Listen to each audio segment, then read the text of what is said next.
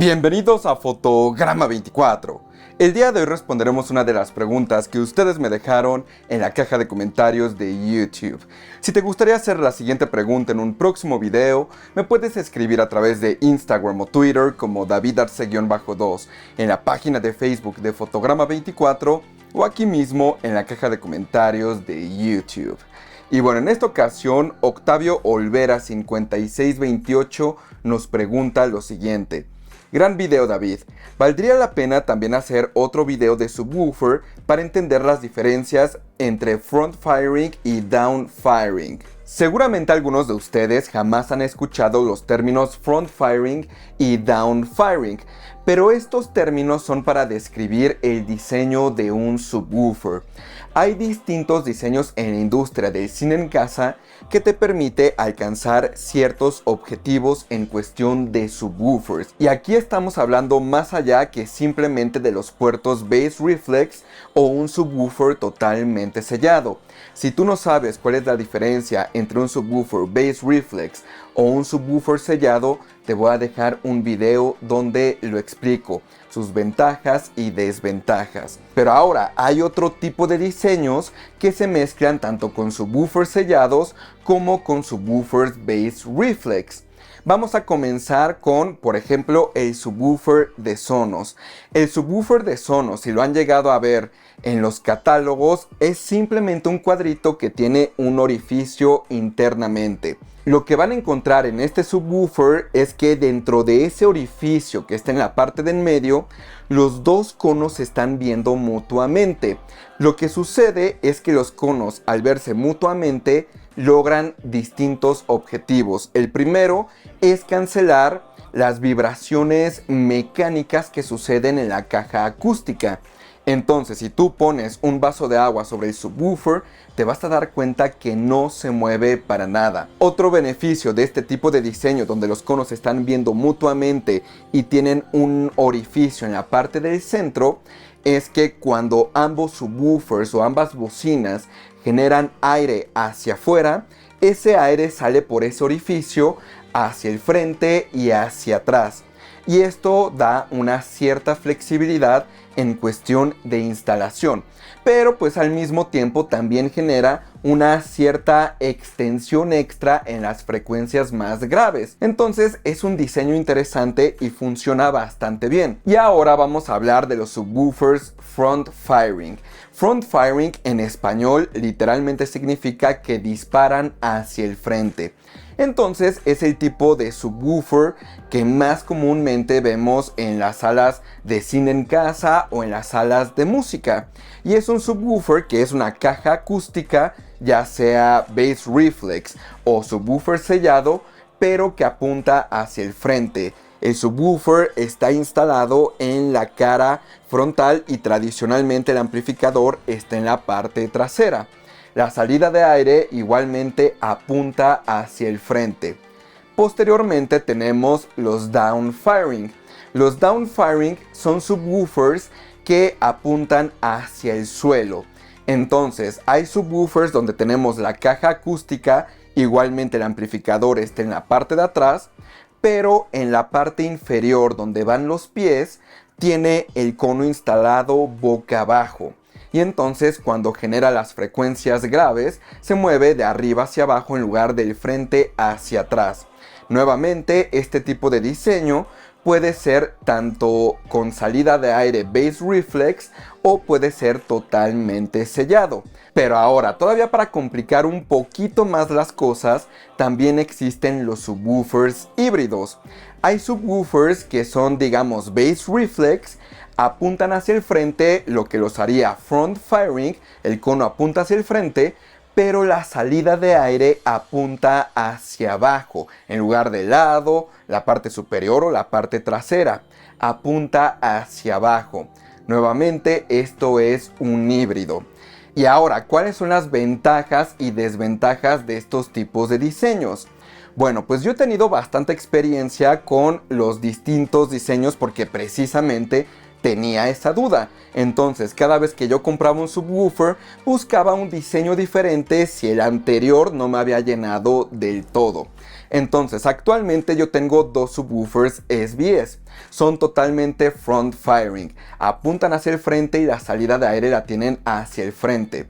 La ventaja de este tipo de subwoofers es que la radiación es mucho más directa y al mismo tiempo si tú tienes piso de madera, no estoy hablando de duela, no estoy hablando de piso de concreto donde arriba hay alfombra, no estoy hablando de piso de concreto donde arriba tienes este tipo de tablones de madera, no. Estoy hablando específicamente las casas hechas en Estados Unidos que son tablas de madera, tienen vigas de madera. Ese tipo de pisos vibra demasiado. Entonces un subwoofer front firing o que apunta hacia el frente ayuda muchísimo a evitar ese tipo de vibraciones por la flexibilidad de ese tipo de piso. Entonces yo diría que es una buena ventaja para aquellas personas que tienen ese tipo de problema. Y ahora las desventajas, pues que el subwoofer está diseñado para funcionar de solamente una manera y es apuntando hacia el oyente. Eso puede ser una desventaja porque en ocasiones no obtienes la mejor respuesta de frecuencia. Pero bueno, esa puede ser una desventaja en cuestión de flexibilidad de instalación. Por el frente se pueden llegar a ver muy bien, pero por la parte trasera son bastante feitos y si tienes que girarlos por alguna razón, porque no caben o porque resulta que apuntándolo hacia la pared se escucha mejor, pues vas a ver todos los cables en la parte de atrás. Y ahora pasamos a los downfiring o los subwoofers que apuntan hacia abajo. Y bueno, pues como fue una desventaja en los pisos de madera, en cuestión de otro tipo de pisos, los downfiring te pueden ofrecer un beneficio de que haya más vibración en la habitación. A mí en lo personal no me encanta eso, pero bueno, a mucha gente lo que le gusta de las frecuencias mucho más profundas es que todo vibre. Si eso es lo que tú buscas, un subwoofer que apunta hacia abajo es más probable que te otorgue ese tipo de efecto, porque las frecuencias graves están yéndose directamente hacia el piso y de ahí se disipan. Recordemos que las frecuencias graves tradicionalmente son omnidireccionales porque son frecuencias demasiado grandes, pero aún así en un subwoofer que apunta hacia abajo vas a obtener, digamos, una respuesta más uniforme hacia el frente, hacia los lados y hacia atrás, precisamente porque va hacia abajo, todo se expanda a lo largo de todo el cuarto. Pero hay que tener mucho cuidado, porque si por ejemplo vives en un edificio con distintos departamentos, el que el subwoofer también esté apuntando hacia abajo puede resultar en que tal vez tú no escuches ciertas frecuencias, pero uno o dos pisos abajo sí lo terminen escuchando porque se está generando hacia abajo la frecuencia de sonido. Entonces hay que tener cuidado con este tipo de subwoofers. En ese aspecto sí vas a obtener una mayor vibración física, va a ser una vibración mecánica, pero pues para algunas personas esto puede terminar siendo una desventaja dependiendo del lugar donde vivan y el tipo de piso que tengan. Ahora, que apunten hacia abajo también ayuda muchísimo a la instalación, porque el subwoofer no necesariamente tiene que apuntar hacia el frente. Lo puedes girar, lo puedes poner en diagonal. Si la salida de aire está al lado, pues le puedes dar un cierto efecto de realce. Puedes hacer algunos trucos con este tipo de subwoofer, porque son mucho más flexibles de instalar. Entonces yo diría que esa es otra ventaja. Pero ahora sus desventajas, como les dije, pues es la vibración mecánica de la habitación. A algunas personas les gusta eso, a algunas personas no. Pero yo diría que realmente ese podría ser el único problema. Y ahora pasamos a los híbridos. Aquellos que, como les dije, tienen el cono apuntando hacia el frente, pero hacia abajo tienen la salida de aire, o que el cono apunta hacia abajo y la salida de aire hacia el frente. Bueno, estos tipos de subwoofers intentan obtener lo mejor de ambos mundos. Por ejemplo, si tú apuntas la salida de aire hacia el piso, lo que vas a obtener es un realce de frecuencias profundas. Pero el tema con esto es que esa turbulencia que sucede en el puerto va a comenzar a reflejarse en el piso, y ese tipo de sonido va a ser bastante perceptible porque no van a ser frecuencias graves, van a ser frecuencias de medianas hacia agudas. Y el resultado de esto es que vas a poder localizar de dónde vienen las frecuencias graves, o vas a sentir que hay un tipo de distorsión en un lugar de la habitación.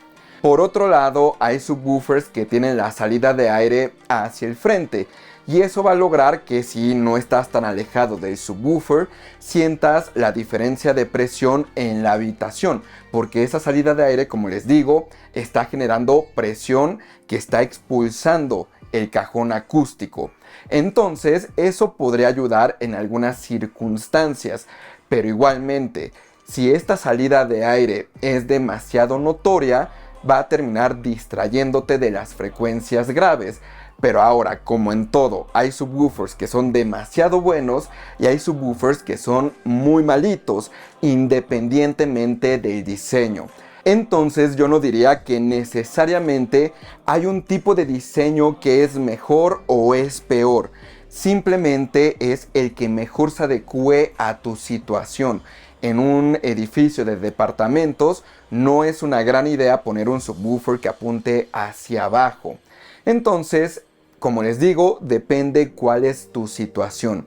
Ahora, con el subwoofer de Sonos, lo que me di cuenta es que te ofrece una gran flexibilidad a la hora de la instalación.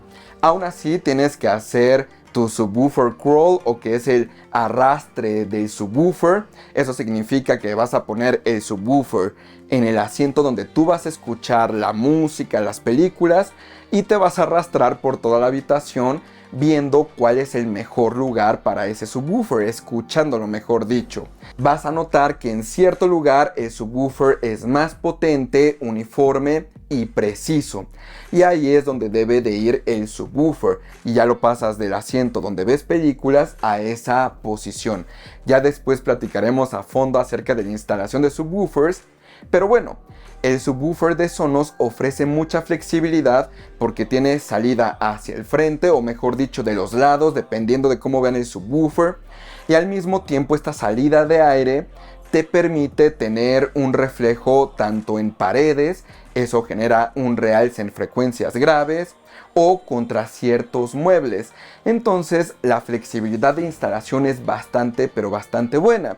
Es un diseño bastante inteligente para facilitarle la vida a todo mundo, pero pues al mismo tiempo tiene ciertas desventajas. Si tú quieres la forma más fácil de configurar tu subwoofer, pues definitivamente un subwoofer de Sonos te lo va a facilitar enormemente. Lo único malo es que vas a necesitar todo un sistema de Sonos para utilizar su subwoofer. No lo puedes conectar a través de RCA ni nada por ese estilo. Es totalmente inalámbrico y necesita ya sea una Sonos Arc, una barra de sonido.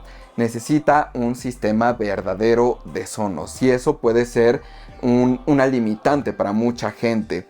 Y para esas personas están estos otros subwoofers que incluso pueden llegar a superar al de Sonos. Pero el tema ahí es que vas a tener que configurarlo y toma bastante tiempo lograr obtener lo que realmente quieres, porque en ocasiones se va a escuchar la salida de aire, en otras ocasiones todo va a retumbar, en otras ocasiones vas a tener que calibrar durante algunas horas, probar, volver a calibrar, etc.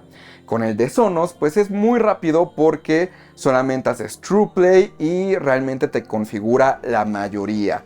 Nuevamente sí tienes que hacer algunas pruebas de estar moviendo el subwoofer de Sonos, pero no es tan exagerado ni tan repetitivo como sí lo es con otro tipo de subwoofers. Y bueno, yo diría que esas son las ventajas y desventajas de los distintos diseños.